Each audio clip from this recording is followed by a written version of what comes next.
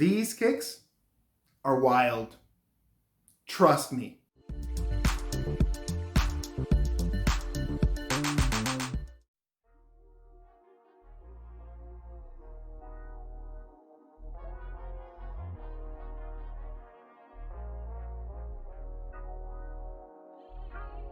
Thank you very much for tuning in and joining my channel. I am Devagaro, and today we're going to be talking about the Nike Air Jordan 3s in the SE or Special Edition Animal Instinct 1.0 colorway. Let's do it. These kicks dropped last December 19th at the price of 225 euros or dollars, depending on your region. And they actually sat around for quite a bit. I was frankly surprised because this is a shoe that is very bold, very out there, and it has a personality. At the same time, I can recognize and understand why this is a shoe that is not for everybody. Although in my personal opinion, this one is actually striking a very, very interesting balance in the fact that it's not too loud, but at the same time, it's not so neutral. And you will see what I'm talking about. And without further ado, I give you the Nike Air Jordan 3s in the Animal Instinct. This shoe has all animal imprint around it. Starting off in the toe cap with leopard. The eyelids section have tiger. Then you have black cat in the medial side and pretty much around the whole upper. Around the ankle sock liner, you can also see and appreciate another animal imprint, which many people confuse with cheetah, but I did my own research and it seems this is more in line with leopard than cheetah, because cheetah have very, very clear marked dots or spots, like black ones. Another feature that I found extremely cool is that on the inside of the tongue, you can also see branding saying Instinct, which talks about and refers to Michael Jordan's amazing ability to perform under pressure against all odds and always performing and winning above all. Having that spirit of an animal just going and basically killing its prey. So that's why there's also reference in the latest documentary about Jordan that some other players referred to him as the Black Cat. And as you can see, this would be aligning perfectly with that theme. I don't know if Nike and Jordan Brand already knew this and pre-planned this. Potentially they did. But they dropped on December 19th, just a few months before two of the most successful documentary miniseries in streaming history, I guess. And that was Tiger King and The Last Dance. So animal imprints all over, big cats, Air Jordans, Air Jordan 3. So there's a lot going on with that, and I think it brings both miniseries together very nicely. So I guess that's also relatable to this shoe and making it a very, very interesting pick. On the backside of the shoe, we can appreciate this really, really sick and cool, from my point of view, very cool back tab in gum and with the Jumpman. Usually I like the Nike Air branding on the heel for Jordans. That's a personal preference. But the Jumpman, even though they have the Jumpman here, I think that just that gum back heel is just amazing because it's a little bit translucent, as you can also appreciate. Moving down the shoe, we get to the midsole, which is all white. Then if we flip the shoe and we go to the outsole and we talk about the outsole, we can see that it's gum matching the heel tab, as well as a section in black around the ball of the foot. And there's also this mid section over here that's all white with Jordan branding.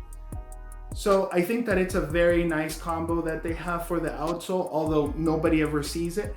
But I do think that the gum bottom with, all the animal prints is a very, very nice combination.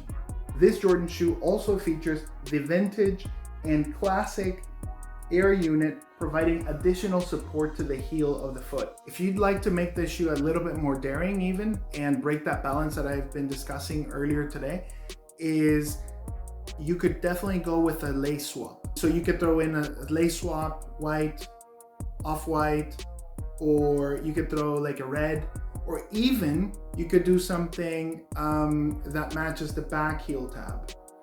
So that's those are a couple ideas. If you have the shoe and you want to test it out with different looks and have the same shoe having a different kind of a personality, you can try those two little tricks right there. These sneakers also feature a very comfortable red insole with a white Jumpman logo. Many folks would not go anywhere near this shoe because for them it's too loud. However, as I pointed out at the beginning of this review, if you pay close attention, the majority of the shoe is not too loud in the sense that it's very subdued with an all black colorway. This goes to part of the midsole. It's not actually the midsole, but it's like this guardrail over here that's in black. And only certain hits on the front, on the eyelids, around the ankle, in the back heel, but they're not totally out there where they're constantly talking to you. So it's a shoe that, as I said, yes, it is daring, it is provocative, but at the same time, I would say that it's very balanced.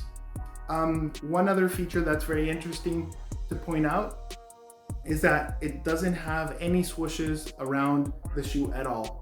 Just says Air, Jordan Jumpman, Jordan Jumpman, and in the bottom on the outsole, you have your Jordan branding, but there are no swooshes, which also keeps it subdued and adds to that balance that I was talking about. I think that given all of the hype that's been surrounding the recent documentary of Michael Jordan and the Bulls, I think that it was very appropriate to bring this back and talk about it a little bit, and also underscore the fact that this shoe is not that expensive in this resale market at this point in time. I think I saw it around 250 euros mark, which is not that much more in terms of resale. It's virtually nothing. So if you're interested in it, I would suggest you take a look in the secondary market in any of, let's say, reseller apps that are out there, so you can have a look and see if this is an opportunity for you. When it comes to sizing, guys, I suggest true to size. Most of my Nike sneakers are very true to size. It's usually with Adidas that I have a little bit of a different, where my shoe size varies depending on the silhouette. However, Nike is pretty consistent with me, and I can easily say and safely say that these are true to size. However, people's feet vary. Some of them are wider or narrower. So for narrower feet, sometimes you can get away in Nike with half size down, but I don't suggest it. And as I always recommend, if you can, give them a try them on, or at least the same silhouette, so that you can have a better feel of what is best for your type of foot. All right, I'm sure that some of you guys want me to stop talking now and throw these bad boys on feet so you can have a better idea of how these look on foot. Let's do it.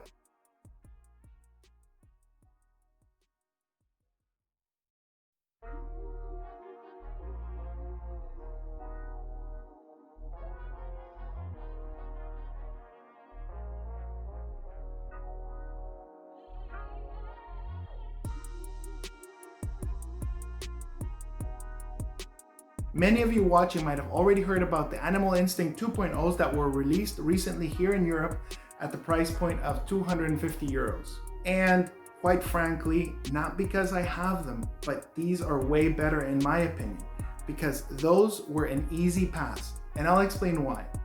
One of the reasons why I like this silhouette so much is because it has an animal theme to it. And you might say the other one also, the 2.0s also have an animal imprint and theme. Yes, of course they do. However, these are all cats, whereas those, the 2.0s, if you look at them, they're more reptile looking. And it's not too much of my game. That's not my alley too much when it comes to reptiles, lizards, snakes, crocodiles. One other feature that I prefer this over the 2.0s any day of the year is the back rubber tab. And the reason is because I already explained that this is very, very translucent in a way. And I think that that adds to like a vintage type of a look. Whereas the 2.0s, they come with a yellow back tab. And the Jumpman is just, you know, very, very in your face in my view. So I didn't really like the color blocking of it. I think this is very balanced, very subdued. And this one, actually, you can dress it up or you can dress it down. And with that, we get to the end of the review. That's all I got for you guys today. Thanks a lot for tuning in again.